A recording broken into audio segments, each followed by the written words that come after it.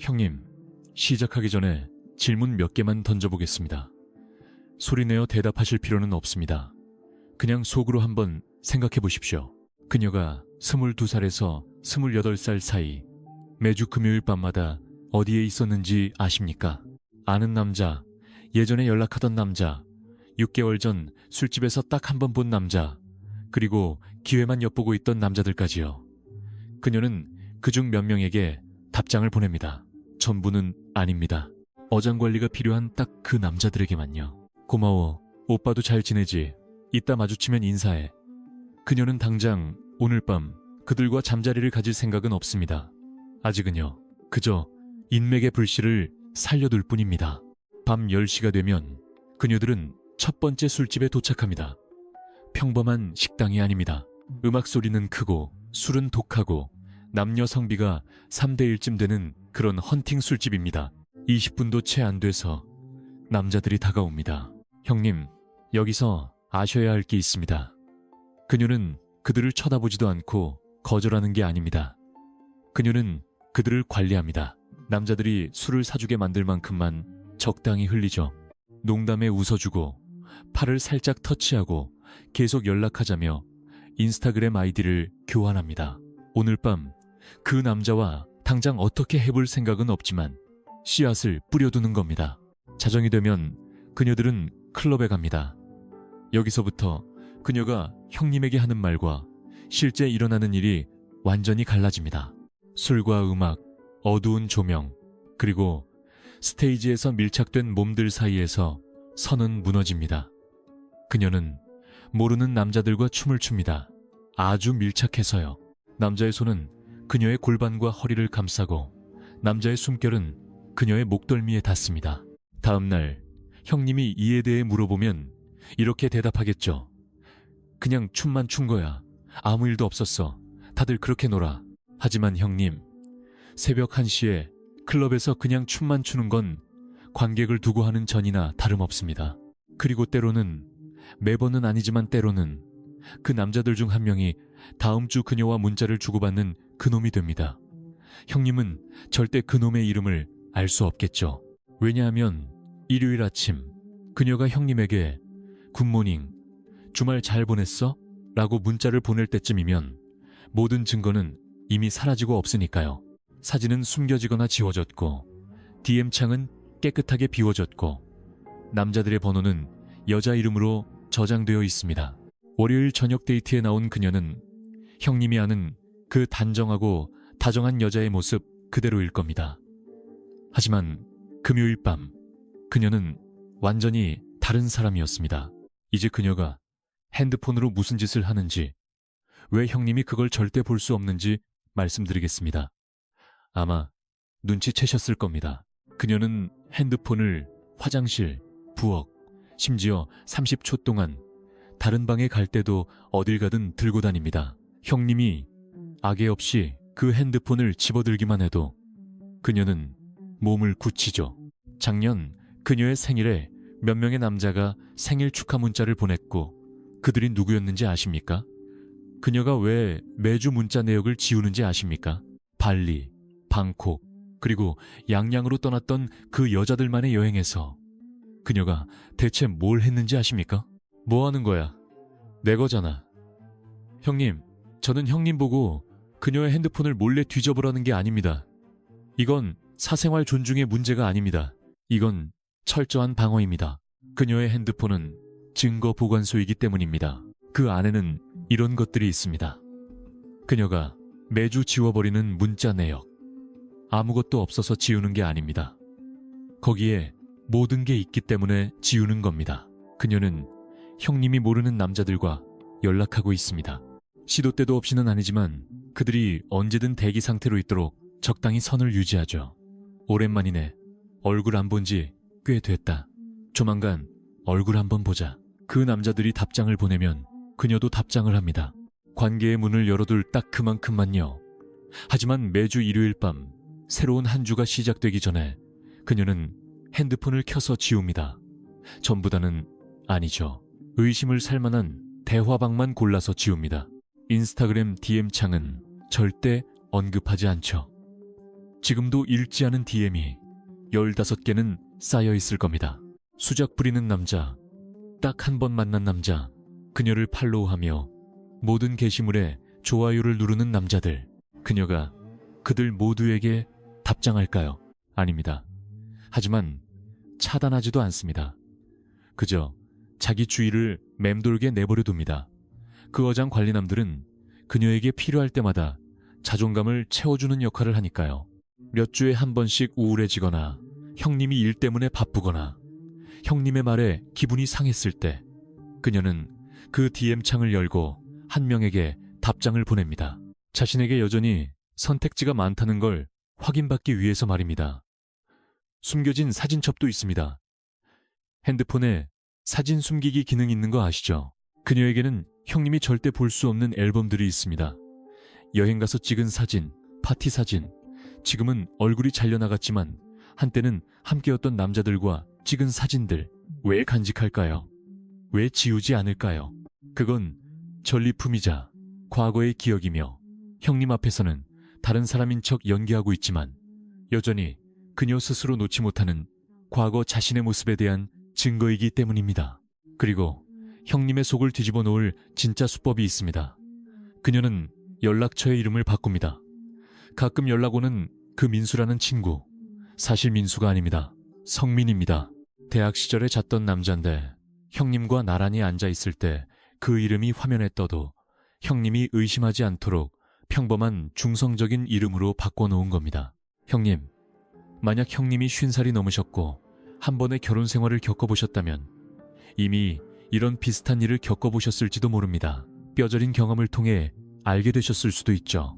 형님이 출장으로 집을 비웠을 때 그녀가 누구에게 전화하는지 아십니까? 그리고 이 질문은 아마 뼛속까지 꽂히실 겁니다. 형님이 없을 때 그녀가 친구들에게 형님에 대해 뭐라고 말하는지 아십니까? 모르시죠? 아니면 지금 당장 그런 징후들을 보면서도 스스로를 의처증 환자로 몰아가며 애써 부정하고 계실지도 모릅니다. 형님은 과민 반응하는 게 아닙니다. 하지만 가장 뼈아픈 부분은 바로 여기부터입니다. 진짜 숨겨진 비밀이 드러나는 곳이죠. 형님이 집에 없을 때 그녀가 무엇을 하고 진짜로 누구를 만나는지 아십니까? 형님이 출장을 가거나 전처와의 사이에서 낳은 아이들이 주말에 놀러 왔을 때 그녀는 이렇게 말합니다. 괜찮아 자기야.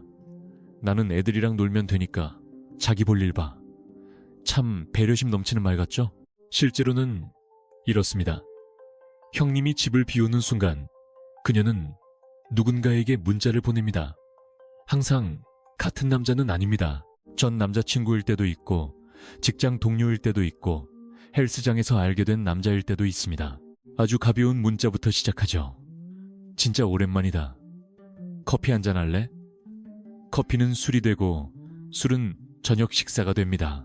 저녁 식사는 우리 집 가서 딱 한 잔만 더 할래 가 됩니다. 형님, 그 다음 무슨 일이 일어나는지는 굳이 설명하지 않겠습니다.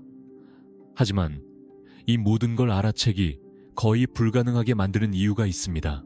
그녀에게는 모든 상황을 빠져나갈 완벽한 변명거리가 있기 때문입니다. 형님이 주말에 뭐 했냐고 물으면 그녀는 지은이랑 저녁 먹었어 라고 할 겁니다. 엄밀히 말하면 사실입니다. 금요일에는 지은이랑 저녁을 먹었으니까요. 하지만 토요일은요. 토요일에 그녀는 그놈과 함께 있었습니다. 형님은 영원히 모를 겁니다. 나중에 형님이 지은이에게 물어본다 해도 지은이는 그녀를 감싸줄 테니까요. 지은이도 똑같은 짓을 하고 다니거든요. 자, 여기서 충격적인 사실 하나 말씀드리겠습니다. 아직 제일 끔찍한 부분은 시작도 안 했습니다. 이 모든 것, 주말 외출, 핸드폰 관리, 비밀 만남, 이건 그저 현상 유지에 불과합니다. 진짜 숨겨진 비밀은 형님이 무언가를 눈치채더라도 절대 진실의 전체 퍼즐을 맞추지 못하게 만드는 그녀의 방식입니다. 그 시스템을 제가 두 번째 파트에서 보여드리겠습니다. 형님, 그녀는 단순히 자기 행동을 숨기는 게 아닙니다. 그녀는 형님이 질문을 던지는 순간 형님을 나쁜 놈으로 만들어버리는 시나리오를 짜고 있습니다. 더 깊이 들어가기 전에 짧게 한 말씀 드리겠습니다. 만약 45이 넘으셨고 이혼이나 사별의 아픔을 겪은 후 혹은 잘못된 사람에게 수년을 허비한 후 다시 연애를 시작하려 하신다면 똑같은 뼈아픈 실수를 2번 반복할 여유는 없습니다. 그래서 저는 형님 같은 분들을 위해 완벽한 검증 시스템을 만들었습니다. 거짓말을 꿰뚫어보는 정확한 질문들, 형님을 지켜줄 타이밍, 30대 이상 여자들에게서 나타나는 특유의 적신호, 그리고 2번째 관계에서 스스로를 지키기 위한 현실적인 방어 전략을 담았습니다. 설명란에 링크가 있습니다. 순간의 감정에 휩쓸려 돌이킬 수 없는 결정을 내리기 전에 꼭 확인하십시오. 형님, 이건 우연이 아닙니다. 20대에 가벼운 만남을 즐기던 여자가 하는 행동은 단순히 이리저리 자고 다니는 게 전부가 아니기 때문입니다. 그건 수박 겉핥기일 뿐입니다. 남자들은 그게 숨겨진 비밀이라고 생각하죠. 이제 그녀의 조종 시스템에 대해 말씀드리겠습니다. 형님이 의심을 품고 질문을 던질 때 그녀가 쓰는 수법, 바로 다뤄보기법입니다. 부인하고 공격하고 피해자와 가해자를 뒤바꾸는 수법이죠. 형님이 뭔가 이상한 점을 발견했다고 칩시다. 그녀 핸드폰에서 수상한 이름을 봤거나 그녀가 하는 말에 앞뒤가 안 맞거나 직감적으로 뭔가 쎄한 느낌이 들었을 수 있습니다. 그래서 차분하고 이성적으로 묻습니다. 민수가 누구야? 어제 늦게 문자 왔던데. 자, 그 다음 그녀가 어떻게 나오는지 보십시오. 그녀는 질문에 대답하지 않습니다. 대신 공격을 시작하죠. 지금 내 핸드폰 몰래 뒤진 거야? 순식간에 형님은 나쁜 놈이 됩니다. 여자친구의 사생활을 침해한 사람, 통제불능인 집착남이 되어버립니다. 형님이 당황해서 아니, 그냥 알림 뜬 걸 본 것뿐이야 라고 해명하려 하면 그녀는 수위를 더 높입니다.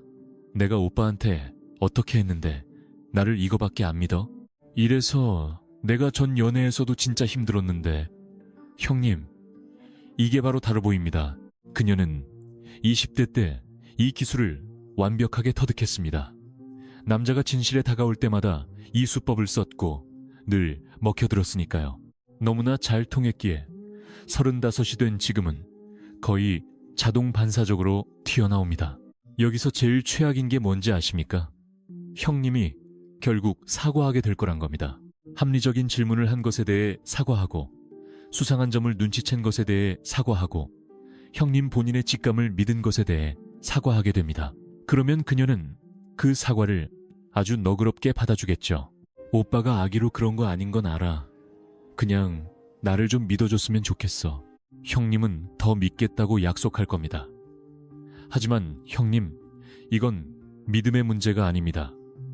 핵심은 그녀가 형님 스스로 자신의 직감을 무시하도록 길들였다는 겁니다. 형님의 직감이라는 경보장치가 꺼지는 순간 그녀는 자기 마음대로 무슨 짓이든 할 수 있게 됩니다. 이제 그녀가 남사친들에 대해 숨기고 있는 것들, 그녀가 그들과 무엇을 하며 왜 그들이 단순한 친구가 아닌지 말씀드리겠습니다. 그녀에겐 남자 사람 친구들이 많습니다. 정말 많죠. 형님이 그걸 지적하면 그녀는 이렇게 말합니다. 나는 원래 여자애들보다 남자애들이랑 더 잘 맞아. 여자애들끼리 기싸움하는 거 피곤하잖아. 형님, 이 한마디만으로도 핵폭탄급 적신호가 켜져야 합니다. 여자들과 잘 지내지 못하는 여자는 피곤한 상황을 피하는 게 아닙니다. 본인 스스로가 트러블 메이커이기 때문입니다. 자, 이 남사친들에 대해 얘기해 봅시다. 예전 직장 동료인 재훈이가 있습니다. 지금도 업무 얘기로 문자를 주고받죠. 대학 동기인 지훈이도 있습니다. 친남매처럼 친한 사이입니다. 하지만 진짜 비밀, 형님이 너무 늦어버리기 전까지는 절대 알아채지 못할 그 진짜 비밀은 형님이 영원히 진실을 알 수 없도록 그녀가 철저하게 구축해 놓은 시스템에 있습니다. 저는 지금부터 그 시스템을 단계별로 행동 하나하나 짚어가며 설명해 드릴 겁니다. 뜬구름 잡는 이론이나 심리학 얘기가 아닙니다. 헬스장에서 만난 동현이도 있습니다. 그냥 운동 파트너랍니다. 형님은 그 말을 믿습니다. 왜냐하면 그녀가 그들을 자연스럽게 소개하고 숨김없이 이야기하기 때문이죠. 하지만 그녀가 말하지 않는 사실이 있습니다. 그녀는 그들 중 최소 2명과는 잤습니다. 몇 년 전의 일일 수도 있고 딱 한 번의 실수였을 수도 있습니다. 아무 의미 없는 일이었을 수도 있지만 어쨌든 일어났던 일입니다. 그리고 그녀는 무의식적으로든 의식적으로든 그들을 자기 주위에 맴돌게 하는 것이 형님과의 관계가 틀어졌을 때 언제든 기댈 수 있는 선택지를 남겨두는 일이라는 걸 알고 있습니다. 하지만 지금은 나랑 사귀고 있잖아. 과거가 뭐가 중요해? 라고 생각하실 수 있습니다. 왜 중요한지 말씀드리죠. 52살의 형님이 직장 스트레스나 연로하신 부모님 문제 혹은 경제적인 압박에 시달리느라 그녀가 원하던 만큼의 관심을 주지 못할 때 그녀가 누구에게 문자를 보낼 것 같습니까? 재훈이, 지훈이, 동현이입니다. 처음엔 아주 순수하게 시작하죠. 나 고민 상담 좀 할 거 있는데. 하지만 형님, 여자는 관심을 원할 때가 아니면 남자에게 조언을 구하지 않습니다. 그리고 남자는 흑심이 없을 때 여자에게 조언을 해주지 않죠. 조언은 커피가 되고 커피는 점심 식사가 되고 점심 식사는 내 속마음 털어놓을 때가 오빠밖에 없다로 변합니다. 선량하고 헌신적이고 열심히 살아온 형님은 이 일이 벌어지고 있다는 사실조차 모릅니다. 처음부터 그녀가 그냥 아는 오빠야 라고 했고 형님은 그 말을 믿었으니까요. 이제 형님이 보지 못하는 그녀의 소셜미디어 이면을 보여드리겠습니다. 형님이 안 볼 때 그녀가 무엇을 올리는지, 그리고 그게 진짜 누구를 보라고 올리는 건지 말입니다. 형님은 그녀의 인스타그램을 팔로우합니다. 그녀가 올리는 게시물도 봅니다. 가끔은 형님 사진을 올리며 행복한 여자, 내 사랑 같은 달달한 멘트도 적어놓죠.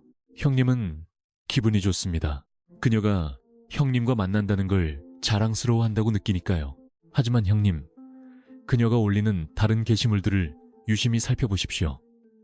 2주에 한 번씩 노출이 살짝 있는 옷을 입고 찍은 단독 사진이 올라옵니다. 오늘 기분 최고, 자신감 뿜뿜 같은 글과 함께요.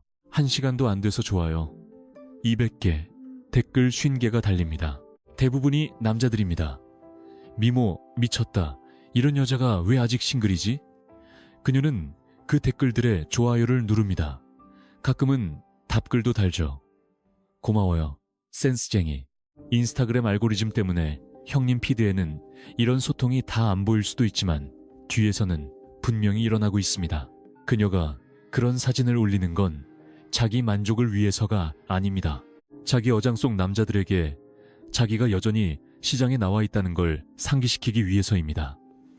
형님, 그녀는 형님과 사귀고 있지만 자기 계정을 폐쇄하지 않았습니다. 그녀가 실제로 무엇을 하는지, 무엇을 숨기는지, 그리고 얼마나 교묘하게 숨기기에 산전수전 다 겪은 50살의 형님조차도 눈치채지 못하는지 말씀드리겠습니다. 이 영상이 끝날 때쯤이면 제가 방금 던진 모든 질문에 대한 답을 얻게 되실 거고 등골이 오싹해지는 깨달음을 얻게 되실 겁니다. 그녀는 내내 이 짓을 해왔고 형님은 전혀 눈치채지 못했다는 사실을 말입니다. 관심과 주목이 오가는 그 시장에서 여전히 활발히 활동 중입니다. 형님이 이걸 모르는 이유는 그녀에게 2가지 인스타그램 전략이 있기 때문입니다. 형님과 함께 찍은 게시물은 나 연애 중이야 라는 신뢰용이고 형님 없이 찍은 사진은 그래도 나 아직 여기 있어 라는 여지 남기기용입니다. 여기서 형님이 스스로에게 물어보셔야 할 게 있습니다. 형님과 함께해서 그렇게 행복하다는 여자가 왜 굳이 모르는 남자 200명의 관심과 인정을 필요로 할까요? 그 답은 3번째 파트에서 말씀드리겠습니다. 하지만 그 전에 지금까지 말씀드린 것보다 훨씬 더 깊숙이 숨겨진 그녀의 짓을 알려드리겠습니다. 제가 지금까지 보여드린 주말 외출, 핸드폰 보안, 남사친들, 인스타그램 전략은 어디를 봐야 할지만 알면 눈에 보이는 것들입니다. 하지만 마지막 조각, 관계가 완전히 파탄 날 때까지 남자들이 절대 알아채지 못하는 그 짓, 그걸 지금 공개하겠습니다. 처음에 했던 질문들에 대한 답을 먼저 드리죠. 그녀가 22살에서 28살 사이 매주 금요일 밤 어디에 있었는지 아십니까? 모르시죠? 그리고 앞으로도 영원히 모를 겁니다. 왜냐하면 그녀 스스로 그 시절의 이야기를 수도 없이 각색해왔기 때문에 이제는 본인조차도 그 조작된 기억을 진짜라고 믿고 있으니까요. 작년 생일에 얼마나 많은 남자들이 축하 문자를 보냈는지 아십니까? 모르실 겁니다. 하지만 형님의 상상보다 훨씬 많다고 장담합니다. 그리고 그 남자들 한 명 한 명은 그녀가 잠그지 않고 열어둔 도피처의 문들과 같습니다. 왜 매주 문자를 지우는지 아십니까? 아주 평범하고 순수한 대화라 할지라도 형님이 그 내역을 보게 되면 패턴을 눈치챌 테니까요. 형님이 모르는 남자들과 얼마나 자주 연락하는지, 그리고 형님에게 말할 때와 그들에게 말할 때의 온도가 얼마나 다른지 알게 될 테니까요. 그 여자들만의 여행에서 뭘 했는지 아십니까? 형님, 그 여행은 우정 여행이 아닙니다. 그건 환경을 바꾸기 위한 여행입니다. 양양, 방콕, 발리 이런 곳들은 썸과 원나잇의 성지입니다. 그곳에서 무슨 일이 있었는지는 절대 그녀가 말해주는 이야기 속에 등장하지 않습니다. 형님이 출장 갔을 때 누구에게 전화하는지 아십니까? 이제 곧 아시게 될 겁니다. 이 모든 게 터지기 전까지는 절대 발견하지 못할 그녀의 행동, 이게 바로 숨겨진 비밀의 마지막 퍼즐입니다. 그녀는 형님과의 관계가 힘들어질 때를 대비해 단 한 명의 남자를 예비용으로 남겨둡니다. 복잡한 어장이나 여러 명의 백업이 아닙니다. 딱 집어 한 명의 남자입니다. 주로 전 남자친구이거나 직장 동료이거나 소셜미디어를 통해 다시 연락이 닿은 사람입니다. 이 남자는 일반적인 어장 관리남들과는 차원이 다릅니다. 어장남들은 자존감 충전용, 관심 끌기용에 불과하지만 이 남자는 그녀의 비상구입니다. 방식은 이렇습니다. 평소에는 가벼운 연락만 주고받습니다. 매주 주말마다 무슨 일이 일어나는지부터 시작해봅시다.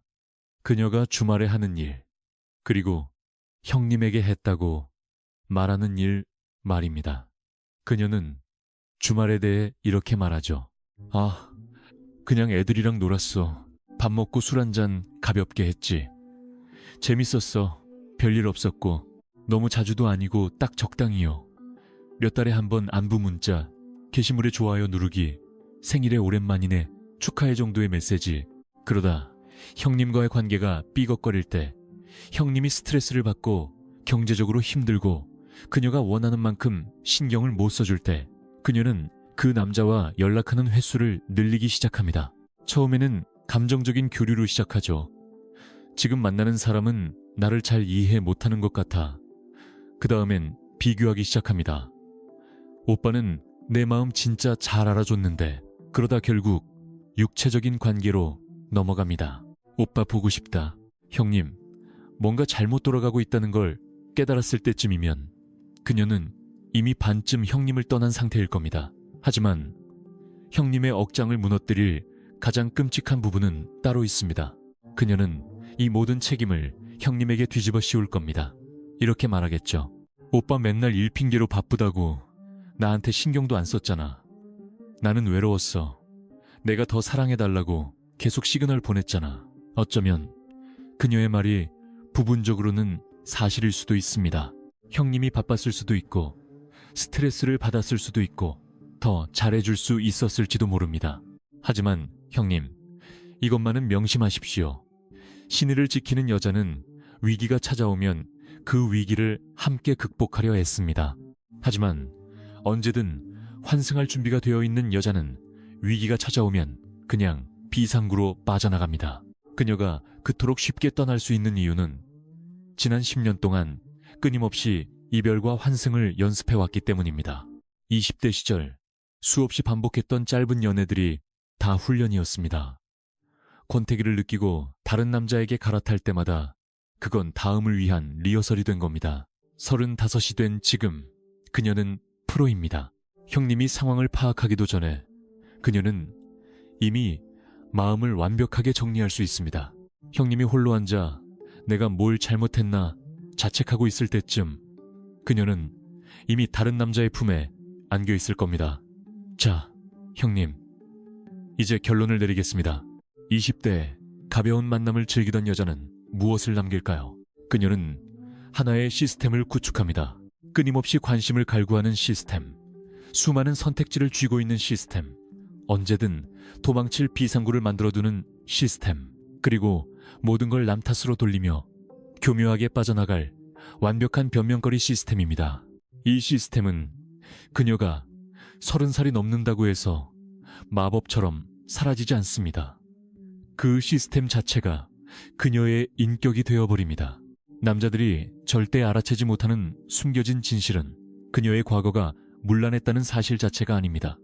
그 정도는 대부분의 남자들도 눈치챕니다. 진짜 무서운 진실은 그녀가 더 교묘하고 완벽한 위장술을 갖춘 채 여전히 똑같은 시스템을 돌리고 있다는 사실입니다. 주말의 일탈, 철통 같은 핸드폰 보안, 남사친들, 인스타그램 관리 전략, 그리고 비상구 플랜까지 이 모든 게 지금 이 순간에도 돌아가고 있습니다. 그녀가 숨기는 기술을 더 치밀하게 발전시켰기 때문에 형님의 눈에 안 보일 뿐입니다. 하지만 실제로 일어난 일은 이렇습니다. 저녁 8시쯤 그녀와 그녀의 친구들, 즉 비슷한 라이프 스타일을 가진 3-4명의 여자들이 누군가의 자취방에 모입니다. 외출 준비를 하며 술을 마시기 시작하죠. 거울 앞에서 사진을 찍습니다. 만약 형님이 45이 넘으셨고 이 글을 읽으며 머릿속에 번뜩이는 무언가가 있다면 형님, 유감입니다. 뒤통수를 맞았다는 걸 깨달았을 때의 그 참담함, 저도 잘 압니다. 하지만 이제 형님이 하셔야 할 일은 이것입니다. 본인의 직감을 무시하지 마십시오. 뭔가 쎄하다면 진짜 쎄한 게 맞습니다. 그녀의 행동을 대신 변명해주지 마십시오. 그녀가 변할 거라고 기대하지도 마십시오. 형님 스스로를 의처증 환자로 깎아내리지 마십시오. 증거를 모으고 관찰하고 확인하십시오. 돌직구로 물어보십시오. 그녀가 어떻게 반응하는지 똑똑히 지켜보십시오. 그녀가 하는 말들이 시간이 지나면서 어떻게 바뀌는지 앞뒤를 대조해 보십시오. 그리고 그 의심의 패턴이 부인할 수 없는 확신으로 굳어지면 뒤도 돌아보지 말고 떠나십시오.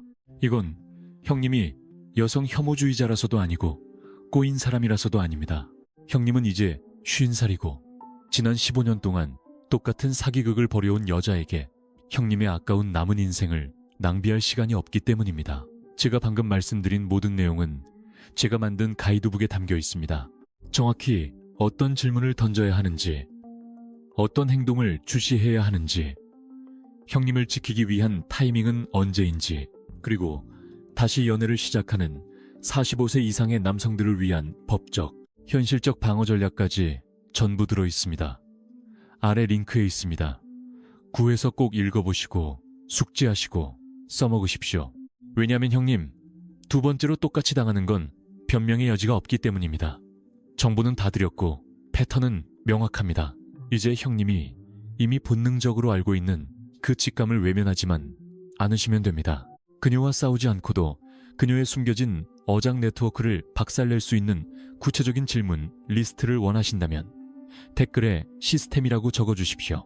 그리고 구독 버튼 누르시는 거 잊지 마십시오. 다음 주에는 그녀가 여전히 전 남자친구들과 연락하고 있다는 걸 폭로하는 7가지 멘트와 그 현장을 덮쳤을 때 어떻게 대처해야 하는지 다룰 예정입니다.